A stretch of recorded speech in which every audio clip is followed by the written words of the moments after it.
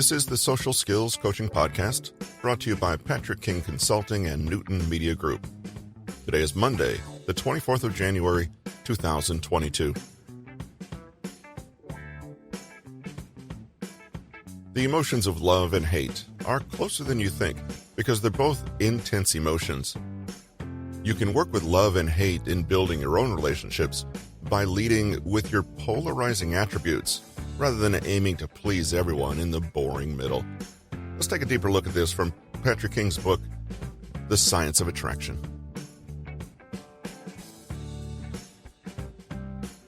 Most of us consider love and hate to be, opposites.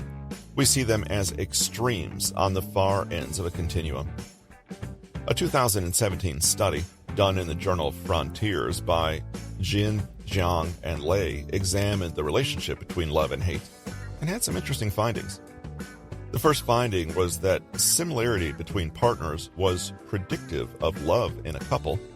We'll say more about similarity in a later chapter. The second finding was that these stronger feelings of love were correlated with increased feelings of hate after a relationship ended or broke down. What shall we make of these findings? The authors of the study examined the idea of betrayal as a third variable and found that it was a sense of betrayal that usually brought about the feeling of hate in a relationship where there was once love. If someone you loved betrayed you, the feeling of hate that emerged would be in proportion to the degree of your prior love. This makes intuitive sense. If you open up and trust someone, become intimate with them, and then feel that intimacy and trust betrayed, you are likely far more hurt by the experience than if the person had merely been someone you were lukewarm about. It's kind of impossible to full-on hate someone who you never had any other strong feelings for before, right? So, perhaps studies like these hint at a different interpretation, i.e., that love and hate are not really opposites at all. Instead, love and hate have a lot in common in the fact that they're both intense emotions liable to emerge in the context of and as a consequence of intimate personal relationships. Neither love nor hate are associated with acquaintances, though.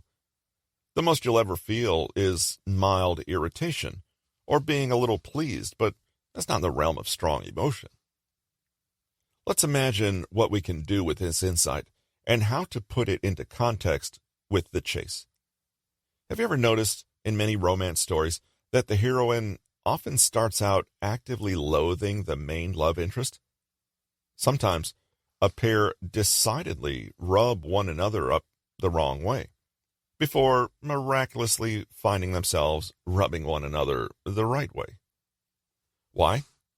It's because strong emotion, even if it's hate or annoyance, is closer to love than it is to indifference. Now, this isn't to say that the way to someone's heart is to make them hate you first, but rather that it's better to think in terms of general emotional arousal rather than love or hate. The fact is, the heroine from the romance stories may say she hates the hero, but she is spending all her time thinking about him, talking about him, and anticipating what he'll do next. In this sense, it almost doesn't matter that she finds him irritating. The lesson here is that if passion, attraction, and chemistry are your goal, strong emotions are always preferable to limp, lukewarm agreement or indifference. An enormous study done by online dating giant OkCupid analyzed tons of data from their users and found something interesting, that the people who were most polarizing tended to be more successful overall. This means that those profiles that elicited strong feelings of both love and hate in people ended up working better than those straight down the middle, inoffensive, and average profiles.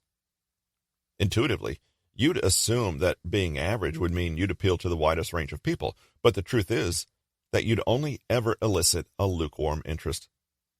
Those people who risked sharing polarizing opinions, i.e., love it or hate it, were more successful because their approach allowed them to identify those people that were really, really into their unique quirks. In other words, being nice is fine, but you may want to lead with weird, unique, or edgy instead. Boldly share those opinions that help sift out people. There will be some who will positively hate what you're sharing, but then again, there will be others who will seriously love it, and this is likely to be more successful than merely trying to appeal to everyone by averaging out somewhere boring in the middle. As an example, consider a slim, nerdy guy with lanky looks. He could try to compensate for this by bulking up, dressing like everyone else, and doing what he can to appeal to women who don't really like skinny guys. Or he could put his skinniness front and center. He could dress to emphasize his thinness, play up his nerdy persona, and own it unabashedly, knowing that there are some women out there who go weak in the knees for it. His approach is polarizing. Many, if not most women, will hate his look, but the few who don't, they'll be chasing him.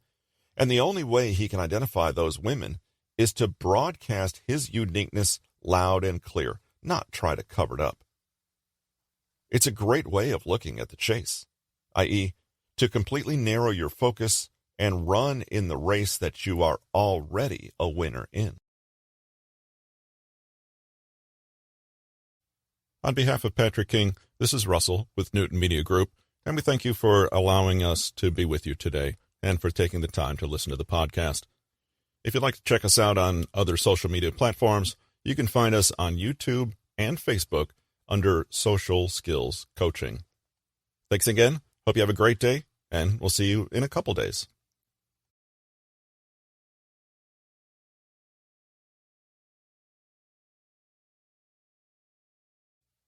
Hope you enjoyed today's episode.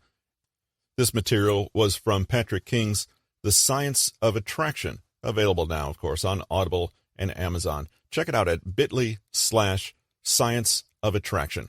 That link and many others are in the show notes.